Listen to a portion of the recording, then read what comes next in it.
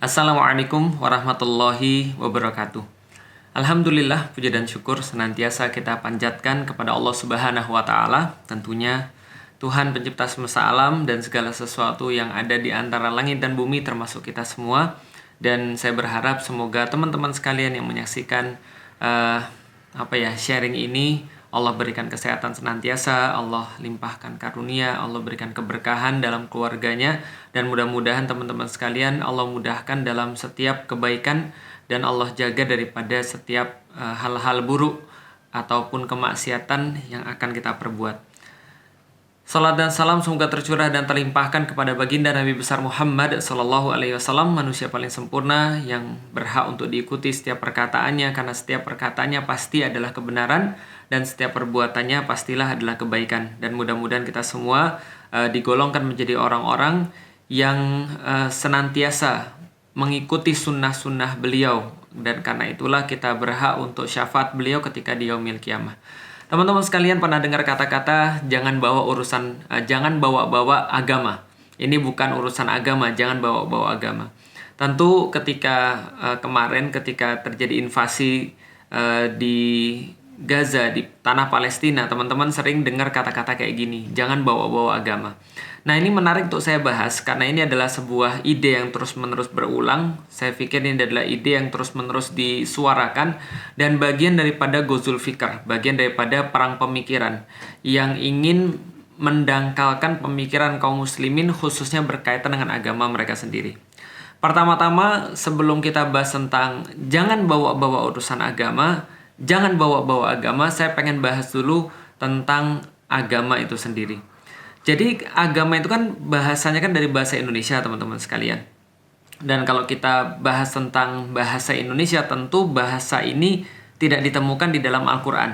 Jadi tidak ada kata-kata agama di dalam Al-Quran, jelas. Sebaliknya justru Islam itu sendiri ketika diartikan di dalam bahasa Indonesia jadinya adalah agama Islam. Padahal sebenarnya kalau kita lihat di dalam Al-Quran, Allah sendiri memberikan sebuah istilah untuk Islam itu sendiri. Misal ketika Allah sampaikan di dalam Al-Quran, Al-yawma akmaltu lakum dinakum wa atmamtu alaikum ni'mati wa raditu lakumul Islam madinah. Jadi sesungguhnya pada hari ini telah kusempurnakan dinku bagi kalian. Al-yawma akmaltu lakum dinakum. Telah kusempurnakan bagi kalian agama, yaitu adalah din, dalam terjemahan bahasa Indonesia adalah agama. Dan telah kusempurnakan bagi kalian nikmat-nikmat dariku, dan telah kuridhoi Islam sebagai din bagi kalian. Islama dina. Jadi Islama itu adalah Islam, din itu adalah diartikan dalam bahasa Indonesia adalah agama. Jadi agama itu dari bahasa Arab din, gitu kan ya, agama. Bahasa Inggrisnya religion. Misalnya lagi ketika Allah sampaikan di dalam di dalam ayat yang lain, wa may yabtaghi ghairal islami dinan. Jadi siapa yang mengambil selain daripada din Islam, atau diartikan lagi adalah agama Islam.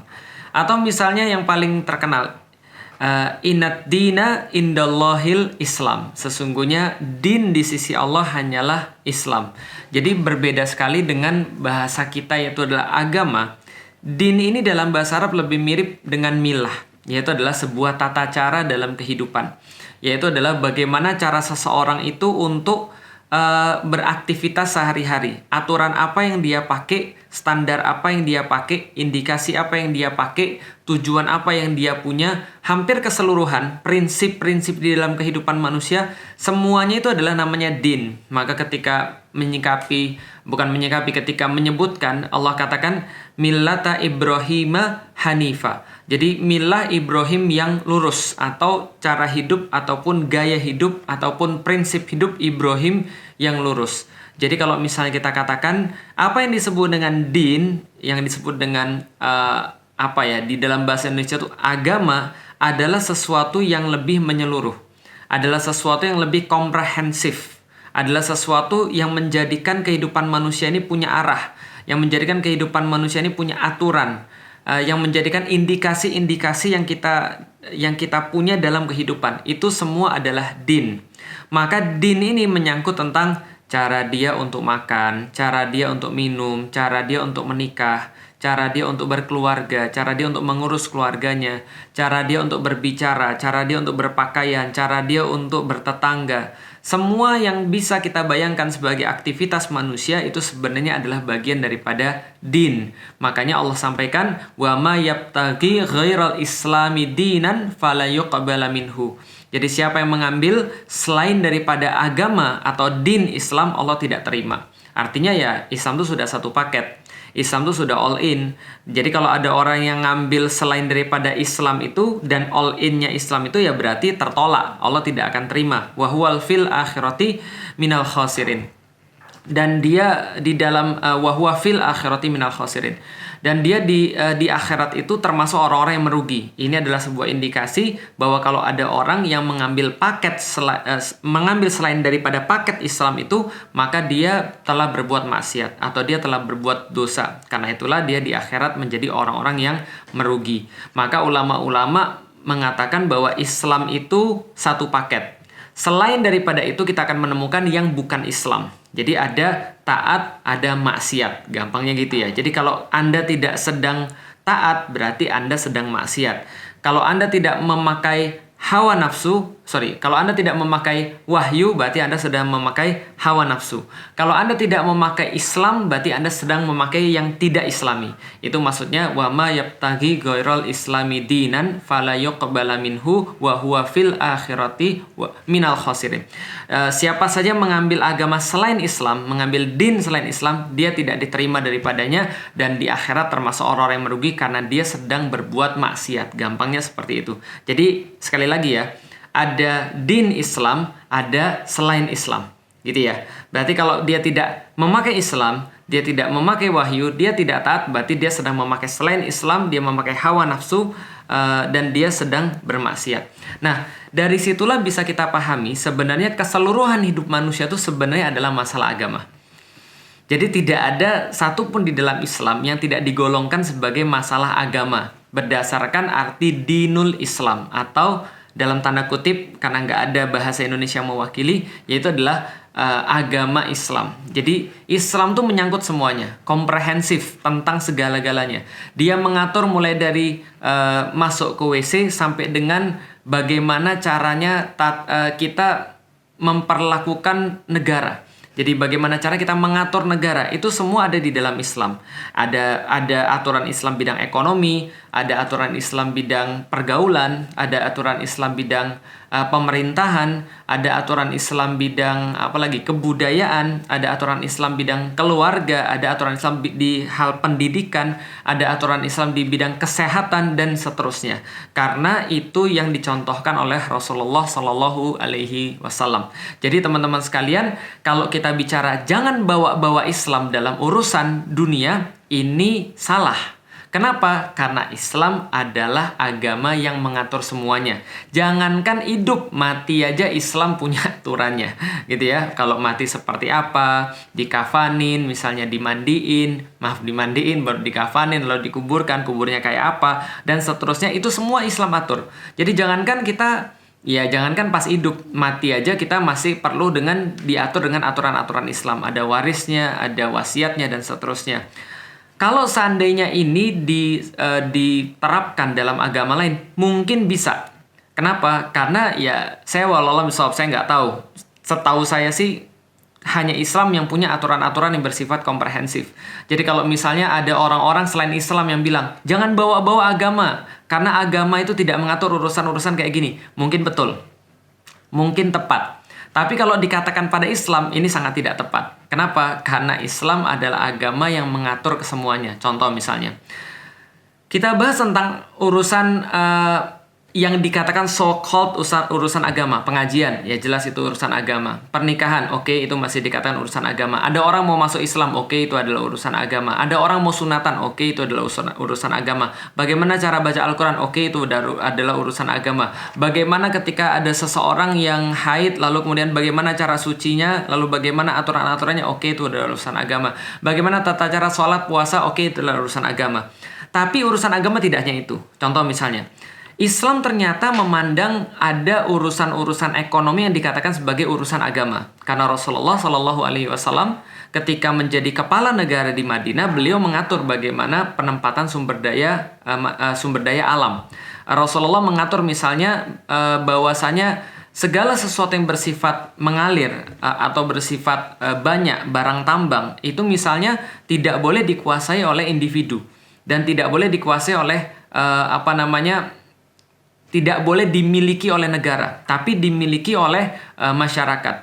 Rasulullah Shallallahu Alaihi Wasallam misalnya bersabda, "An-nasu syuraka'u ala salasin," bahwasanya manusia itu bersekutu dalam 3 hal, al-kala, wal ma, wan nar. Bersekutu dalam padang rumput, dan bersekutu pada air, dan bersekutu pada api, yaitu adalah barang tambang. Yang itu mungkin diwujudkan dalam undang-undang dasar kita, bumi, air, dan kekayaan alam di dalamnya dikuasai oleh negara dan dipergunakan sebesar-besarnya untuk kemakmuran rakyat gitu ya. Jadi ini adalah salah satu bagaimana Islam memandang tentang ekonomi. Contoh lagi misalnya, Islam juga mengatur bagaimana caranya seseorang itu untuk mengembangkan hartanya. Islam misalnya melarang riba sebagai cara pengembangan atau pengelolaan harta. Islam misalnya mengatur bagaimana juga cara untuk memperoleh kepemilikan dengan bekerja, dengan syirkah, dengan musyarakah, maksudnya dengan bersama-sama mengelola sesuatu, misalnya dengan hibah, dengan hadiah. Dan Islam pun mengatur bagaimana cara menginfakkan atau bagaimana cara mengkonsumsi, memberikan semacam kayak memberikan sebuah pos untuk konsumsi. Misal konsumsi apa yang tidak boleh, apa yang boleh, apa yang dianjurkan, apa yang diwajibkan, dan seterusnya. Semua itu diatur oleh Islam. Islam pun juga ternyata mengatur permasalahan-permasalahan seperti sosial dan budaya. Islam mengatur seperti apa cara berinteraksi dengan manusia satu dengan manusia yang lain, posisi perempuan di dalam peradaban, posisi laki-laki dalam peradaban, bagaimana interaksi di antara laki-laki dan perempuan, bagaimana cara mengatur anak, bagaimana cara mengatur keluarga, hubungan suami istri itu seperti apa, bagaimana posisi suami, bagaimana posisi istri, dan seterusnya. Itu semua diatur di dalam Islam. Sistem pergaulan diatur, sistem pendidikan juga diatur. Islam mempunyai bagaimana politik pendidikan. Islam memberikan arahan, indikasi seperti apa pendidik-pendidik yang baik dan bagaimana harusnya orang-orang yang dididik, dan seterusnya. Pun ketika berbicara tentang permasalahan politik, Islam juga punya panduannya. Jadi kalau ada yang mengatakan jangan bawa urusan agama, terkhusus misalnya dalam problematika krisis yang ada di tanah Palestina, ini adalah sesuatu yang fatal. Dan itu juga fatal ketika dilakukan di tempat-tempat yang lain. Kata-kata jangan bawa-bawa urusan agama. Contoh misalnya ya, ada orang yang mengatakan, Mas harusnya nggak kayak gini aturannya, harusnya kayak gini. Jangan bawa urusan agama, jangan bawa urusan agama. Mas harusnya jangan milih pemimpin yang kayak gini, harusnya pemimpin yang kayak gini. Jangan bawa urusan agama. Mas harusnya tuh kamu tuh harusnya membelanjakan hartamu tuh di sini bukan di sini. Jangan bawa urusan agama. Itu fail, itu salah. Kalau di agama lain sekali lagi bisa jadi urusan mereka saya nggak ngerti. Tapi di dalam Islam sudah jelas Anda nggak bisa punya dalil kayak gini. Jangan bawa urusan agama, itu bukan bagian daripada agama Islam. Karena agama Islam komprehensif mengatur seluruhnya. Walaupun memang ada pos-posnya. Misal ada pos ritual, mungkin itu yang mereka katakan sebagai agama, ritual ibadah. Ada pos ekonomi, ada pos pemerintahan, ada pos politik, ada pos kesehatan, ada pos pergaulan, ada pos apapun lah. Jadi ada pos-posnya, ada segmentasinya.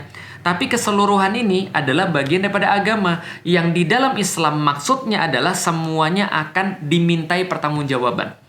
Setiap hal yang manusia pilih itu semua akan dimintai pertanggungjawaban. Mulai dari masuk WC sampai dengan dia hidup bernegara. Mulai dari cara dia memilih seorang istri sampai dia memilih seorang pemimpin. Mulai dari cara dia memperlakukan anak-anaknya sampai dia memperlakukan pemimpin-pemimpinnya atau pejabat-pejabatnya, atau bagaimana cara dia memperlakukan rakyat-rakyatnya. Semua itu sama, tidak ada bedanya. Semua akan dimintai pertanggungjawaban oleh Allah Subhanahu wa Ta'ala. Itu adalah sesuatu yang ada di dalam Islam. Jadi kita nggak bisa ngomong jangan bawa urusan agama, seolah-olah Allah itu Tuhan itu hanya melihat pada saat-saat tertentu, pada kasus-kasus tertentu, pada pada momen-momen tertentu, atau pada orang-orang tertentu, atau pada tempat-tempat tertentu. Enggak ada kayak gitu. Contoh misalnya, jangan bawa-bawa urusan agama mas, ini pantai bukan masjid. Oh, kalau gitu apa Tuhan nggak ngeliat ketika di pantai, lalu kemudian orang bisa pakai seenaknya? Misalnya contoh, ketika dia di masjid dia pakai mukena, ketika dia di pantai dia pakai bikini, karena Allah nggak ngelihat gitu. Oh, jangan bawa-bawa agama mas, ini kita lagi ada di ruang sidang. Nggak bisa juga gitu. Emang kalau seandainya di masjid aja Allah ada, lantas di ruang sidang Anda bisa lepas daripada pengawasan Allah? Kan nggak gitu ceritanya. Jangan bawa-bawa Allah mas, jangan bawa-bawa Islam mas, ini politik. Nggak bisa juga. Apa ketika urusan-urusan misalnya kayak Palestina gitu ya, atau urusan-urusan kayak misalnya ketika orang-orang lagi berdiskusi tentang problematika bagaimana cara mengurus sumber daya alam misalnya, lantas Allah nggak ngelihat di situ, lantas Anda absen daripada catatan munkar dan nakir, kan nggak? Catatan munkar dan nakir, catatan rokib dan atid, sorry. Nah, jadi ini adalah bagian daripada kesadaran kita sebagai seorang muslim. Allah tuh tidak absen. Allah tuh ada kapanpun. Allah itu melihat kita dimanapun, dan Allah itu senantiasa mempertanggungjawabkan pilihan-pilihan apapun yang kita perbuat. Ini yang diyakini oleh seorang muslim. Pertanyaannya, kenapa sih orang-orang itu demen banget dan ngoyo banget mengatakan jangan bawa-bawa urusan agama? Ini setidaknya yang mereka bisa dapatkan dari kata-kata jangan bawa-bawa urusan agama. Yang pertama, mereka tidak ingin Anda memberikan solusi di dalam Islam. Karena kalau ini adalah urusan agama, maka yang harus terlibat tentu saja Allah Subhanahu wa Ta'ala. Nah, mereka nggak mau itu. Mereka yang nentuin.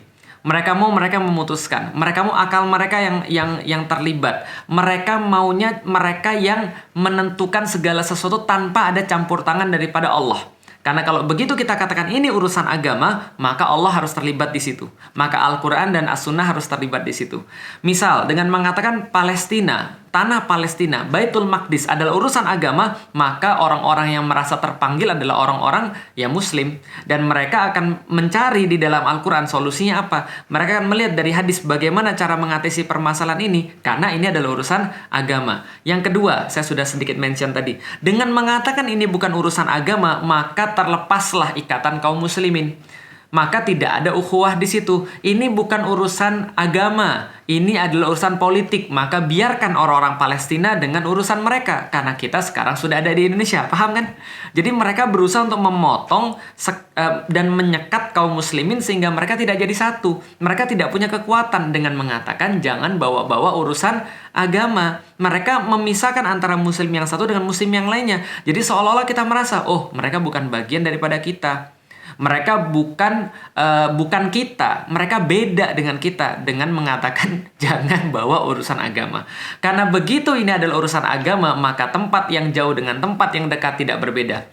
Man asbaha walam yahtam bi amril muslimina falaisa minhum, kata Rasulullah. Maka siapapun yang bangun pagi dan dia tidak memikirkan urusan muslim, maka bukan daripada mereka, bukan bagian daripada muslim. Artinya apa? Rasul tidak mengatakan man asbaha walam yahtam bi amril muslimina locally misalnya. Rasul tidak mengatakan siapa yang bangun pagi lalu kemudian tidak berpikir urusan kaum muslimin indahum, di antara mereka ataupun di lokal mereka, maka bukan bagian daripada mereka. Enggak. Rasulullah sampaikan muslim, yaitu adalah semua muslim. Maka siapapun yang tidak memikirkan urusan muslim semuanya bukan bagian daripada muslim. Kenapa? Karena kita adalah satu tubuh, kata Rasulullah. Seorang muslim dengan muslim yang lain itu seperti satu tubuh. Ketika satu sakit, maka yang lain merasa sakit. Dalam ayat yang lain, dalam ayat Al-Quran surat As-Saff, Allah mengatakan di dalam Al-Quran, ka'annahum bunyanum marsus, seolah-olah mereka seperti sebuah bangunan yang kokoh. Mereka saling untuk mengeratkan, mereka saling untuk menguatkan. Andaikan kita bicara tentang bangunan itu seperti batu bata, maka lubang satu bata itu adalah lubangnya karena satu bata, itu menyebabkan satu dinding itu terancam. Maka kaum muslimin yang ada di tanah Palestina, yang ada di Baitul Maqdis pada khususnya, itu adalah bagian daripada agama. Maka ketika ada orang lain mengatakan jangan bawa-bawa agama, ini ingin memisahkan ukhuwah antara muslim yang satu dengan muslim yang lainnya, yang harusnya mereka saling membantu. Dan parahnya adalah ada orang-orang mengatakan ini bukan urusan agama, tapi orang-orang sono, orang-orang Israel, jelas-jelas ini dianggap sebagai bagian daripada agama. Maka mereka ngotot untuk ada di tanah Baitul Maqdis. Mereka ingin berada di situ. Kenapa? Karena itu adalah tanah terjanji menurut agama mereka. Dan mereka melakukan counter, memandang orang-orang Muslim itu dari pandangan agama mereka. Yaitu adalah orang-orang Muslim itu adalah orang-orang yang bukan kelas atas, mereka adalah kelas bawah, layak dibunuh dan seterusnya. Ini adalah pandangan agama juga. Maka teman-teman sekalian, sekali lagi, jangan sampai kita itu ikut-ikutan disesatkan dengan kata-kata jangan bawa-bawa agama. Karena ini minimal memberikan dua kelemahan bagi kita. Pertama, kita tidak tahu bagaimana pandangan agama kita terhadap problematika yang kita hadapi. Yang kedua, ini memecah belah kita dengan muslim yang lain sehingga kita tidak punya kekuatan. Nah, dengan kata lain, kalau kita senantiasa mengetahui bahwa Islam ini komprehensif, maka semua hal akan kita pandang dari sudut pandang agama. Ya kalau enggak sudut pandang agama, ya sudut pandang apa lagi? Sudah kita sampaikan. Kalau Anda tidak pakai wahyu, Anda pakai nafsu. Kalau Anda tidak pakai agama Islam, berarti Anda sedang pakai aturan agama yang lain dalam setiap perbuatan yang Anda lakukan. Ketika Anda makan misalnya, ya kalau Anda misalnya makan pakai aturan Islam, ya Anda makan pakai tangan kanan. Kalau Anda tidak makan pakai tangan kanan, Anda pakai aturan yang mana? Ya pakai aturan yang lain. Tapi saya walaupun tidak pakai aturan Islam, saya tetap pakai aturan pakai tangan kanan. Ya setidaknya pakai aturan yang lain selain aturan Islam. Paham nggak sih? Maksudnya adalah kalau kita tuh tidak taat sama Allah, kita tuh pasti akan ya masuk ke dalam tahapan maksiat gitu loh maksudnya. Artinya ya setiap hal adalah pandangan kita. Pandangan seorang muslim adalah sesuatu yang perlu dilihat dari hukum agama seperti apa. Dan agama mengatur secara komprehensif semua yang ada di kehidupan manusia. Karena itulah Allah sampaikan syahrul Ramadan alladzi unzila fihil Qur'an hudal linnas wa bayyinatim minal huda wal furqan. Bahwa sesungguhnya syahrul Ramadan, bulan Ramadan kemarin adalah diturunkan Al-Qur'an untuk menjadi huda linnas, menjadi petunjuk bagi manusia atas apapun yang perlu dia lakukan di dunia. Dan ketika Adam itu diturunkan ke dunia, Allah juga berkata yang sama.